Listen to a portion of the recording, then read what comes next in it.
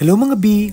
Samahan niyo akong pumunta sa Hotel Salcedo de Vigan para umattend ng 31st Alcocoa Capability Training. Maswerte tayong nabigyan ng pagkakataon para makilahok sa ganitong uri ng pagtitipon. Yung grupo ko ang napiling mag-lead ng Energizer.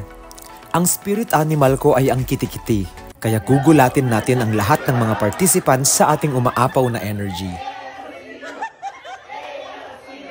Mula sa iba't ibang sulok ng Pilipinas ang mga participants, kaya siguradong lalawak na naman ang aking professional network. Dito sa training seminar na ito, mas naintindihan namin ang kahalagahan ng vision para mapatakbo ng maayos ang isang educational institution. Sobra akong humanga kay Dr. Arcega. Sa second day, naatasan akong magbigay ng recap. Sobra akong kinabahan dahil hindi naman talaga ako sanay na humawak ng mikropono. Pero nairaos naman ito ng maayos. Gaya nga ng sabi ni Dr. Raimundo Arcega, vision is the end, and the end is always the beginning. Sunod na nag-discuss si Attorney Banyas. Nagbahagi siya ng kanilang mga best practices sa kanilang eskwelahan. Nakaka-inspire ngang makita yung mga programs and projects nila ay fully supported ng kanilang LGU. B.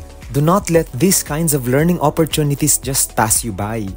We remain relevant if we choose to better ourselves every day. Yun lang.